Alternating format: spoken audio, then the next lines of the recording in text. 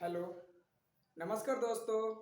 मैं सुजीत कुमार और आपके लिए फिर से एक न्यू वीडियो के साथ आव्यूह या मैट्रिक्स, ये क्लास 12th की प्रश्न है। आव्यूह या मैट्रिक्स है ना। मैट्रिक्स किसी अवयव के आयताकार आकृति के रूप में व्यवस्थित करना मैट्रिक्स कहलाता है। आयताकार रूप में दोस्तों, आयताकार कहने का मतलब क्या होगा? जिसमें लंबाई होनी चाहिए और जिसमें चौड़ाई भी होनी चाहिए। इसीलिए कहा गया है कि किसी अवयव के आयताकार आकृति में या आकृति के रूप में व्यवस्थित करना मैट्रिक्स कहलाता है। यदि A equal to matrix A D G B E H C F I कोई भी मैट्रिक्स हो, इस बात को मैं अच्छे ढंग से एक्सप्लेन करता हूं, आप लोग समझिएगा। कहने का मतलब हो गया, कहने का मतलब हो गया यहां पे कि पहले तो ये समझो कि भाई ये मैट्रिक्स का चिन्ह होता है। मैट्रिक्स को हम लोग इस तरह से भी दर्शा सकते हैं, इसे कोई आपत्ति नहीं होना चाहिए। ये मैट्रिक्स का चिन्ह दोस्तों, ये मैट्रिक्स का चिन्ह है। इसी को हम लोग क्या कहते हैं कि बंद अंतराल कहते हैं, ठीक है ना। अब हम लोग क्या कहते हैं, अगर मैट्रिक्स को इस तरह से सजाओ या इस तरह से सजाओ। अगर मान लिया जाए यहां पे इस मैट्रिक्स का साइन लिया गया है, यानी कि A B C D E F M N O कुछ भी ले लेते, और इसको हम लोग इस तरह से भी दर्शा सकते हैं। लेकिन दोस्तों ये देखने में थोड़ा अभद्र टाइप का लगता है, इसीलिए इसका प्रयोग हम लोग ना करते। करने के लिए कर सकते, इसमें कोई आपत्ति वाली बात नहीं है। तो यहां पे यदि A इक्वल टू मैट्रिक्स, दोस्तों ये चिन्ह जो हो गया या मैट्रिक्स का चिन्ह हो गया, किस चीज का हो गया? या मैट्रिक्स का चिन्ह हो गया। याद रखिएगा, कोई मैट्रिक्स हो, कोई A मैट्रिक्स दिया गया है, अब उसमें हमें पता करना है कि एलिमेंट कितने होते हैं। एलिमेंट का मतलब होता है दोस्तों अवयव। तो अवयव की संख्या कितनी है इसमें, और हमें इसमें यह भी पता करना है या कितने बाय कितने ऑर्डर के है, और हमें यह भी जानकारी प्राप्त करनी है कि किस लाइन को रो बोलते हैं, किसको कॉलम बोलते हैं, रो की संख्या कितनी है, कॉलम की संख्या कितनी है। इन सभी को हमें करना है, ठीक है। तो चलो हम लोग देखते हैं। तो आप जान चुके होंगे कि इस चिन्ह को हम लोग क्या कहते हैं। इस चिन्ह को हम लोग क्या कहते हैं? मैट्रिक्स के नाम से जानते हैं। मैट्रिक्स का हिंदी हो गया आव्यूह। क्या हो गया? आव्यूह। इस लाइन जो है यहाँ पे जो मैट्रिक्स लिखी गई है, मैट्रिक्स का हिंदी हो गया आपका आव्यूह, ठीक है। इसलिए यहाँ पर चैप्टर है आव्यूह या मैट्रिक्स। मैट्रिक्स किसी अवयव के आयताकार, दोस्तों यह एक आयत के रूप में है कि नहीं? मान लो कि एक आयत है, यहां से आयत है, ये दोनों क्या है? इसकी चौड़ाई। क्योंकि आप लोग जानते होंगे कि एक आयत में लंबाई और चौड़ाई होते हैं, दो लंबाई और दो चौड़ाई, दोनों लंबाई एक दूसरे के बराबर होते हैं और दोनों चौड़ाई भी एक दूसरे के बराबर होते हैं। यह बात आप लोग अच्छे से समझ रहे होंगे। तो दोस्तों यहां पे हमें देखने क्या है कि जब a इक्वल टू इतना दे दिया है, ये तो आयत के रूप में इसे हटा दिया जाए, इसे आयत के रूप में हुआ कि नहीं हो गया? तो दोस्तों यहां से आप अच्छे से समझ चुके होंगे कि यह एक आयत के रूप में, यानी कि मैट्रिक्स एक आयत के रूप में रहती है। चलिए हम यहाँ पे ये भी बात आपको बताना चाहते हैं, या आप लोग समझिए कि दोस्तों यह एक मैट्रिक्स है। क्या है? मैट्रिक्स है जो आयत के रूप में। और यहां देखिए, ध्यान से देखना, 1 2 और 3, अगर इस ढंग से अगर यहां से यहां जाकर एक तीर का निशान हम लोग बना लिए तो इसको हम लोग क्या बोलते हैं, बोलिए, रो बोलते हैं। रो, ROW, रो। रो की मतलब होती है पंक्ति और पंक्ति का मतलब होता है लाइन, ठीक है।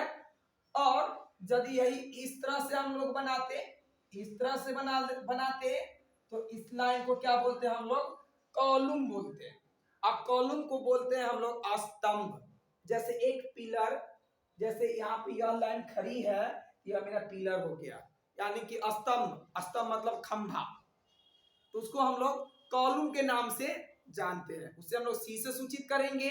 और रो को, यह जो पंक्ति दी गई है, एक पंक्ति, दो पंक्ति, तीन पंक्ति, इसे हम लोग क्या बोलते हैं, रो बोलते हैं। ROW, रो मतलब पंक्ति के नाम से जानते हैं। अब दोस्तों बात आती है कि इसमें कितने रो हैं और कितने कॉलम हैं, कितने रो है और कितने कॉलम है।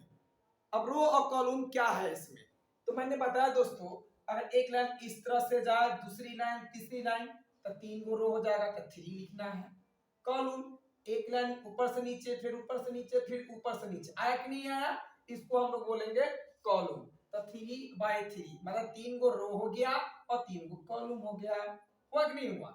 इसी तरह दोस्तों अब देखा जाए तो देखो यहां से एक लाइन इधर चल रहा है, 1, 2 और 3, तो कितने रो हो गए इसमें, 3 रो होगा।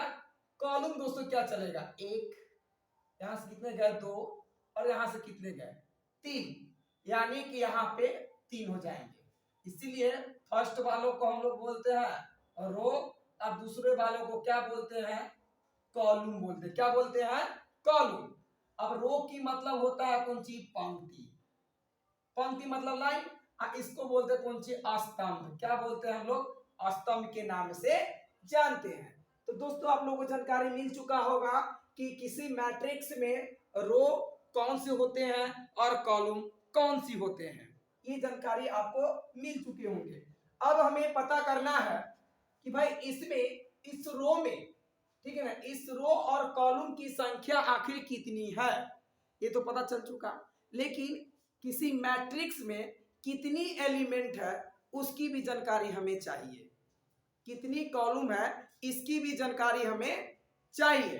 तो देखते हैं कि यहाँ पे ए मैट्रिक्स है और ए मैट्रिक्स का कॉलम और रो की संख्या टोटल क्या हो जाएंगे। तो आप देख रहे हैं यहाँ पर कि 1, 2, 3, 4, 5, 6, 7, 8 और 9, यहाँ पे हमें 9 एलिमेंट है।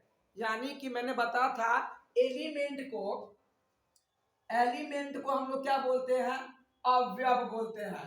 क्या बोलते हैं, अवयव, अवयव, यानी कि यह एलिमेंट हो गया, ठीक है। यानी कि कितने एलिमेंट हो गए, तो टोटल कितने हो जाएंगे, 3, 3 6 और 3 9। और आप चाहोगे तो रो और कॉलम को मल्टीप्लाई करके भी आप नंबर ऑफ एलिमेंट यानी कि अवयवों की संख्या को प्राप्त कर सकते हैं। रो पता कर लो, कॉलम भी पता कर लो, और रो को कॉलम से मल्टीप्लाई कर दो, फिर आपको पता चल जाएंगे कि रो की संख्या, मतलब इसमें कि किसी मैट्रिक्स में नंबर ऑफ एलिमेंट कितने होते हैं, अवयव कितने होते हैं। तो यहाँ पे कितने हो गए टोटल, 9, क्योंकि हम जानते हैं कि 3 जा 9 होंगे, यानी कि 3 तिया 9 हो जाएंगे। इसीलिए यहाँ पे एलिमेंट कितने हो गए, यहाँ पे 9 हो गया, ठीक है। अब हमें यह जानकारी प्राप्त करनी है कि क्या कहते हैं मैट्रिक्स में, किसी मैट्रिक्स में अब कॉलम कौन कौन एलिमेंट होंगे और वो कौन कौन एलिमेंट होंगे, उसके सदस्य कौन कौन है, इसकी जानकारी हम लोग प्राप्त करेंगे। आइए हम लोग प्राप्त करते हैं। पहले तो आपको दिख रहा होगा, कि ये जो ए मैट्रिक्स को पुनः हम लिख लेते हैं। यहाँ पे ए था, B, C, D, E, F, जी, एच, और यहाँ पे क्या थे, आई। दोस्तों आपको पता लग चुका होगा, यह 3x3 ऑर्डर का है। अब तो टोटल नंबर ऑफ एलिमेंट अवयव की संख्या टोटल कितने हैं, 9 है। ठीक है, तो एक नंबर यहाँ से मिलेंगे कितने भाई, कितने ऑर्डर का, यहाँ से कितने एलिमेंट है वहां से भी एक नंबर मिलेंगे। अब किसी मैट्रिक्स में हमें यह पता करना है, किसी मैट्रिक्स में हमें ये पता करना है कि भाई रो कौन है और इसमें कॉलम है। तो मैंने बताया 1 रो 2 रो 3 रो, लेकिन एक बात यहाँ पे आपको पता करना होगा कि फर्स्ट रो कौन है, सेकेंड रो कौन है, थर्ड रो कौन है। दोस्तों मैंने बताया कि मैंने क्या बताया था कि रो इस तरह से चलते हैं, पंक्ति यानी कि इस तरह से। देखो यहाँ पे ये बनाया था, इधर इधर इधर इधर चला था ना, इसको रो, और ऊपर से नीचे आएगा तो इसको क्या बोलेंगे हम लोग, कॉलम के नाम से जानते हैं। इसका मतलब हो गया, अगर यहाँ पे आपको R1 रो किसी एलिमेंट का R1 कितना हो जाएगा, तो आपको A हो गया, A हो गया। अब यहाँ पे R2 कितना हो जाएगा दोस्तों, R1 देखो R1 हो गया, ये R2 ये R3 हो जाएगा, R1 R2 R3, फिर R1 R2 R3, R1 R2 R3, फिर आपका सेकेंड R1 कितने हो जाएंगे, तो B हो जाएगा ये वाला, फिर थर्ड R1 कितने हो जाएंगे, तो ये हो जाएगा C हो जाएगा। इसी तरह R2 कितने हो जाएंगे, R2 कितने हो जाएंगे, ये D हो जाएगा। इसी तरह फिर R2 क्या हो जाएगा आपको, तो दोस्तों ये E हो जाएगा। फिर R2 कितना हो जाएगा, तो दोस्तों क्या हो जाएगा आपको F। इसी तरह R3 कितना हो जाएगा दोस्तों, तो R3 क्या हो जाएगा, तो R3 आपका G हो जाएगा। फिर यहाँ से दोस्तों R3 फिर कितना हो जाएगा, तो यह हो जाएगा आपका H, और फिर से R3 आपका क्या हो जाता, यहाँ से I हो जाता। तो दोस्तों जहां पे R1 R1 R1 R2 R2 R2 R3 R3 R3 लिखे हैं, तो R से रो होता है, और रो को हम लोग पंक्ति कहते हैं, और रो को हम लोग R से ही सूचित करते हैं, और पंक्ति को हम लोग C से मतलब स्तंभ को यानी कॉलम को हम लोग C से सूचित करते हैं। दोस्तों अब ये बात समझ चुके होंगे आप, चूंकि यहाँ पे फर्स्ट पंक्ति फर्स्ट रो का, यहाँ पे जो फर्स्ट रो है, तो फर्स्ट रो में R1 ये हो गया, R2 ये हो गया, R3 हो जाएगा। फिर सेकेंड के लिए हो जाएगा R1 R2 R3, थर्ड के लिए R1 R2 R3, जो मैंने यहाँ पे लिख दिया। अब इसी में से दोस्तों हमें पता करना है कि C1 आखिर कौन होंगे, C2 कौन होगा, C3 कौन होगा, फिर से C1 कौन होगा, C2 और C3 क्या जाएगा, C3, C1 tense to, C2 tense to, और C3 टेंस टू क्या हो जाएगा। दोस्तों यहाँ पे देखनी है, मैंने बताया था कि रो तो इस तरह चला, तो ये R1 हो गया, फिर R1 फिर R1 R2, मतलब इस तरह से गया था ना, तो R1 R1 R1 R2 R2 R2 R3 R3 R3। अब दोस्तों कॉलम की बात है, ऊपर से नीचे की ओर आएगा तो C1 कौन हो जाएगा, वो देखेंगे कि C1, तो C1 दोस्तों यहाँ पर पहले आपका A हो जाते, ठीक है, C1 C2 ये हो जाएगा, सॉरी C1 और C1 हो जाएगा यहाँ प्लस C2 ये हो जाएगा आपका B C3 C, इसी तरह क्या हो जाएगा D E और F, यहाँ क्या हो जाएगा आपका G H और I। ठीक है दोस्तों, अगर यह वीडियो अच्छा लगा होगा तो शेयर करिए, लाइक करिए, कमेंट करिए, और बेल आइकन के बटन को दबाना ना भूलें, ताकि मैं समय समय पर अच्छे वीडियो डालती रहूं। ठीक है, थैंक यू दोस्तों।